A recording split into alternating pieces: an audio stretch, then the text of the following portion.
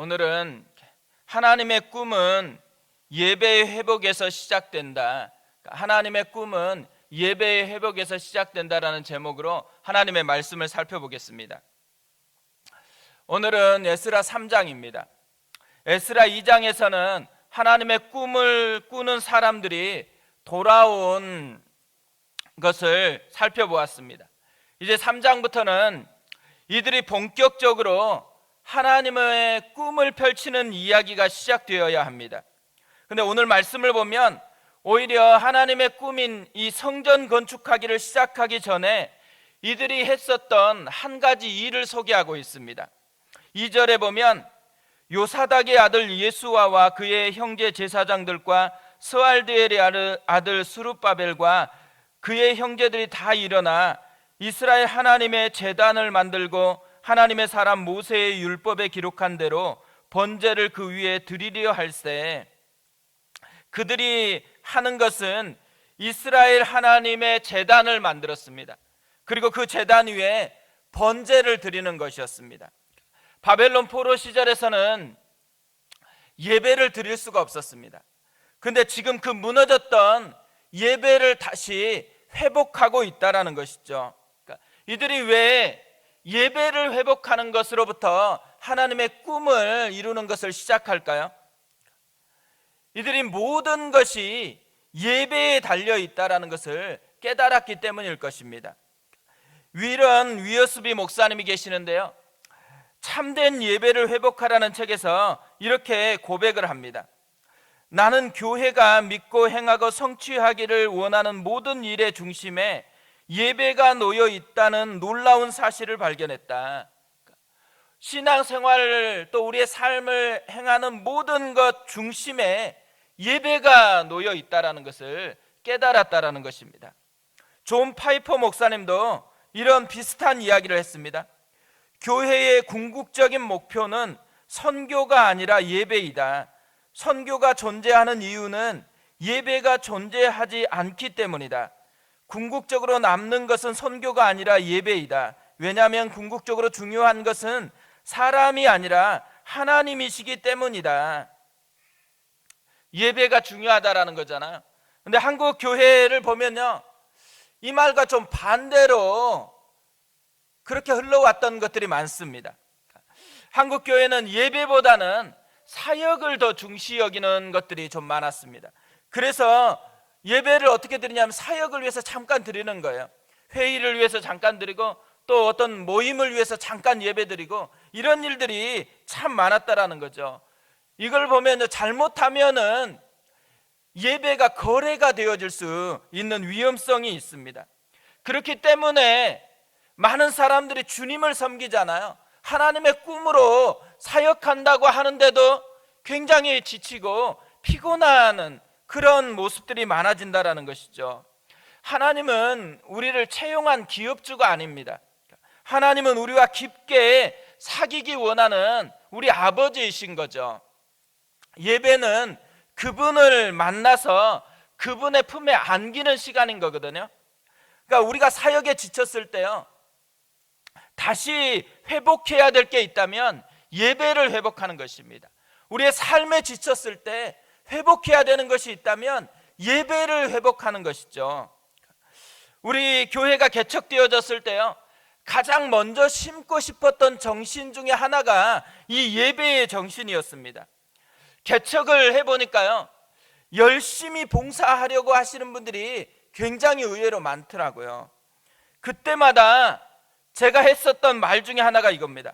봉사보다는 먼저 예배를 드려달라는 것이었습니다. 그리고 우리가 처음에는 사역이 별로 없었습니다. 그러다가 이제 하나 둘씩 사역이 생겨나게 되었습니다. 이 사역이 생겨나게 되었을 때 또 한 가지 부탁했던 것이 있습니다. 모든 섬김이 봉사가 아니고 예배가 되게 해달라는 것입니다. 안내가 봉사가 맞죠? 그렇지만 예배입니다. 또 주차도 봉사이지만 예배이고 교사도 봉사인 것 같지만 예배입니다. 그렇기 때문에 예배자의 마음으로 그렇게 섬겨달라고 부탁을 드렸던 기억이 있습니다. 그만큼 예배가 중요하다라는 것이죠. 오늘 말씀을 보면요, 이렇게 중요한 예배를 회복하기 위해서 이들이 했었던 것들이 있습니다. 오늘 그것을 좀 살펴보았으면 좋겠는데요, 이들이 예배를 회복하기 위해서 한 거 첫 번째로는 모이는 것이었습니다. 예수님도 마태복음 18장 20절에서 이렇게 말씀하십니다. 두세 사람이 내 이름으로 모인 곳에는 나도 그들 중에 있느니라. 두세 사람이 모인 곳에 나도 함께 하고 있다고 얘기를 해요. 그러니까 뭘 의미하고 있는 거예요? 혼자보다는 모일 때 더 강력한 임재를 느낄 수가 있다라는 것이죠. 그런 의미에서요, 어쩔 수 없이 혼자 예배 드린다, 그러면은 진짜 더 강력한 힘이 필요하다라는 것입니다. 하나님께서 이분들에게 더 큰 힘을 주셔야 되어진다라는 거죠. 우리가요, 예배 생각하면 제일 먼저 해야 되는 것 중에 하나가 뭐냐면 모이는 것에서 시작한다라는 것을 다시 기억해야 된다라는 것입니다. 1절을 보세요. 이스라엘 자손이 각자의 성읍에 살았더니 일곱째 날에 이르러 일제히 예루살렘에 모인지라. 일제히 예루살렘에 모인지라. 모인 것을 강조하고 있죠. 그러니까 예배의 기본은 모이는 것에서 시작한다라는 것입니다. 우리가 코로나 때문에 모이지를 못했습니다. 그리고 가정에서 따로 예배를 드릴 수밖에 없었잖아요. 그러다 보니까 또 우리 마음속에 모이는 게 얼마나 중요한 것인지를 다시 또 깨닫는 계기도 되었던 것 같습니다. 근데 오늘 말씀을 보면요, 이렇게 모였을 때 알아야 되는 것이 하나 소개가 되고 있습니다. 특별한 시간이 주는 능력을 알아야 된다라는 것입니다. 오늘 말씀을 보면 예배와 연결되어져서 시간적인 표현이 굉장히 많이 나옵니다. 3절에도 보면 아침 저녁으로 여호와께 예배를 드리고, 6절에도 일곱째 날 초하루부터 비로소 여호와께 번제를 드렸다고 합니다. 1절도 다시 보세요. 이스라엘 자손이 아무 때나 모인 게 아니었어요. 일곱째 달에 이르러 모였다고 합니다. 왜 갑자기 그냥 일상적으로 살아가다가 일곱째 달에, 왜 하필이면 일곱째 달에 이들이 모이려고 했을까요? 왜 일곱째 달에 모였냐? 일곱째 달에는요, 이스라엘 민족에게 매우 중요한 절기들이 많이 모여 있었기 때문에 그렇습니다. 7월 1일은 나팔절이었습니다. 7월 10일은 대속죄일이었습니다. 15일부터는 일주일 동안 초막절이 있었습니다. 그러니까 분명히 모든 시간이 중요하잖아요. 또 주님의 시간입니다. 모든 시간이 하나님을 예배해야 되는 시간이거든요. 하지만 특별하게 구분되어서 드리는 이 시간이 예배를 풍성하게 한다라는 것이죠. 그래서 절기를 만들고요, 그래서 특별한 시간을 만들어서 예배를 드리도록 하나님께서 명하셨다라는 것입니다. 우리도 마찬가지인 거죠. 특별하게 예배를 위해서 구분되어 있는 시간이 있습니다. 주일에 특별하게 예배를 위해서 우리가 구분되어 있는 것이죠. 그래서 주일 하루에 풍성한 예배를 드리면 일주일의 삶을 살아갈 수 있는 힘이 생겨집니다. 그래서 주일 하루로 살아갔으면 좋겠는데 또 보니까 중간에 지쳐버리는 거예요. 그래서 한국교회에서 뭘 만들었어요? 수요 예배를 만든 거예요. 또 금요 예배를 만들고, 또 이왕이면 하루하루 살아갈 때 더 풍성한 삶을 살고 싶어서 새벽 예배를 만든 거거든요. 근데 일상의 예배를 계속해서 하다 보니까요, 예배가 뻔한 것이 되어버린 거예요. 그래서 뻔한 것을 다시 회복하기 위해서 뭐래요? 특별한 시간을 해요. 그러니까 특별 새벽 예배를 드린다. 뭘 하기 위해서 드려요? 이 특별 새벽 예배를 통해서 뻔하게 드려지는 우리의 습관을 깨트리고 특별하게 다시 하나님 앞에 나아가는 마음을 회복하기 위해서 이 특별한 시간으로 하나님 앞에 나아가는 것을 만들었다라는 것이죠. 이스라엘 백성들도 그랬습니다. 이 특별함의 시간을 만들어서 하나님과 더 깊이 있는 교제를 회복하는 계기를 삼았다라는 것이죠. 우리도요, 뭔가 지치는 것 같고 하고 있는 거 다 하는데도 불구하고 힘이 안 생긴다. 그러면 뭐가 필요하다는 거예요? 특별한 시간이 필요하다는 거예요. 하나님과 특별한 큐티를 하고 특별한 예배를 드리는 이 특별함으로 나아가는 시간을 우리가 회복해야 된다는 것이죠. 두 번째로요, 이들이 했던 것이 있습니다. 예배를 회복하기 위해서 말씀대로 하나님께 드렸다라는 것입니다. 오늘 말씀을 보면 이스라엘 백성들이 하고 있는 것들을 쭉 표현해 놓고 있는데, 이 반복되는 것을 보면은 강조하고 있는 것 두 가지가 있습니다. 첫 번째로 강조하고 있는 것은 대상이에요. 대상. 2절을 다시 보세요. 요사닥의 아들 예수와와 그의 형제 제사장들과 스왈드엘의 아들 수룹바벨과 그의 형제들이 다 일어나 이스라엘 하나님의 제단을 만들고 하나님의 사람 모세의 율법에 기록한 대로 번제를 그 위에서 드리려 할세. 제단을 얘기하는데 그 앞에 뭐가 있어요? 이스라엘의 하나님의 제단이라 그래요. 대상이 나오는 것이죠. 또 5절에서도 이렇게 얘기합니다. 그 후에는 항상 드리는 번제와 초하루와 여호와의 모든 거룩한 절기의 번제와 사람이 여호와께 기쁘게 드리는 예물을 드리되, 여호와의 모든 거룩한 절기의 번제와 여호와께 기쁘게 드리는 예물입니다. 예배의 요소들 하나하나를 대상과 연결하고 있다라는 것이죠. 이들이 예배를 드리면서요, 맨 먼저 예배 가운데 회복하고자 하는 게 뭐냐면 선명한 대상에 대한 회복이었다라는 것입니다.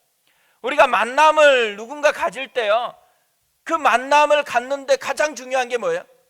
그 대상이 누구와 만나느냐인 것이죠. 누구와 만나느냐에 따라서 어떻게 준비를 해야 될 것인가가 다 결정이 되어지게 되어 있습니다. 예배는 만남이잖아요. 그것도 하나님과의 만남인 것이죠. 예배에서 가장 중요한 것은요, 대상이 누구인가요? 우리가 오늘 이 시간에 예배를 드릴 때 하나님을 만나려고 왔느냐, 아니면 그냥 설교를 들으려고 왔느냐, 완전히 차이가 있는 것입니다. 이스라엘을 구원하신 하나님을 만나는 것, 그것이 이들이 회복하고자 했던 예배였다라는 거죠. 그리고 그런 하나님을 만나기 때문에 두 번째로 강조한 게 있어요. 말씀대로 예배를 드렸다라는 거예요. 대상이 하나님이시기 때문에 마음대로 드리면 안 되는 것이잖아요. 또 자기 기분대로 어떤 때는 드리고 어떤 때는 안 드리고 기분대로 하면 안 되는 것이잖아요.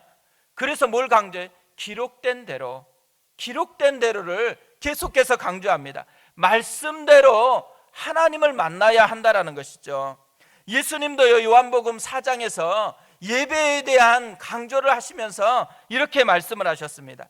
아버지께 참되게 예배하는 자들은 영과 진리로 예배할 때가 오나니 곧 이때라. 아버지께서는 자기에게 이렇게 예배하는 자들을 찾으시느니라. 하나님은 영이시니 예배하는 자가 영과 진리로 예배할지니라.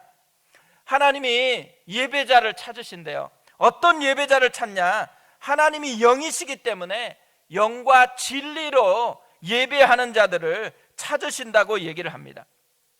우리가 예배를 드릴 때요, 이 주님 말씀하신 것처럼 대상이 하나님이시고 그분이 영이시기 때문에 우리도 영과 진리로 하나님 앞에 예배 드리는 자가 되어야 한다는 것이죠. 우리가 이렇게 예배를 회복한다, 그럼 어떤 축복을 누릴 수 있을까요? 이스라엘 백성들이 이렇게 예배를 회복하니까요, 누리는 축복이 나옵니다. 변화를 누립니다. 3절을 보세요. 무리가 모든 나라 백성을 두려워하여 제단을 그 터 위에 세우고 그 위에 아침 저녁으로 여호와께 번제를 드리며, 이들이 지금 있는 마음의 상태가 뭐냐면 두려움이었습니다. 두려움. 그런데 이 두려움이 예배를 통해서 담대함으로 바뀌었다라는 것이죠. 왜 이들이 두려웠을까요? 포로에서 이제 돌아왔잖아요. 그리고 주변에 있는 사람들이 이미 다 포진되어 있었기 때문에, 또 그들에게 협조해 준 것은 아니거든요. 그러다 보니까 본능적으로 이들이 두려웠어요. 근데 이런 두려움이 우리 마음에 찾아왔을 때 두려운 사람들의 특징이 있어요. 그 특징이 뭘까요? 과장입니다. 과장. 지금 이스라엘 백성들이 누구를 두려워한다 그래요? 주변에 있는 사람들을 두려워하는 것이잖아요. 근데 표현을 어떻게 하고 있어요? 오늘 본문에 보면 모든 나라 백성을 두려워한다고 표현을 하고 있습니다. 왜 이렇게 표현을 했을까요? 이스라엘 백성들의 마음의 느낌을 표현한 거예요. 이렇게 두려움에 빠지면요, 자꾸 과장이 되는 거예요. 우리도 뭔가 두려우면 자꾸 생각이 확장되면서 과장으로 오히려 그 두려움 자체가 만들어내는 그 상상이 끌고 가는 힘이 있는 게 두려움이라는 거죠. 그런데 오늘 예배를 드리면서 이들 가운데 변화가 나타난다라는 거예요. 이 두려움을 주었던 사람들이 그들의 관심에서 사라져 버립니다. 그리고 대신 그들의 관심에 들어온 게 있어요. 하나님이 그들 속에 점점 스며드는 거예요. 그래서 그들이 이 이후부터 3절 이후부터 점점 뭐가 더 많아져요? 사람이 등장하지 않아요. 그리고 뭐가 등장해요? 하나님이 등장하기 시작합니다. 여호와께 번제를 드리고 여호와의 모든 거룩한 절기의 번제이고 여호와께 기쁘게 드리는 예물을 드리고 여호와께 번제를 드렸다 그래요. 다 뭐가 나와요? 여호와 여호와 여호와 여호와. 담대함이 생겨났어요. 왜 담대함이 생겨요? 여호와를 힘입는 것이 그들 가운데 일어났기 때문에 그런 것입니다.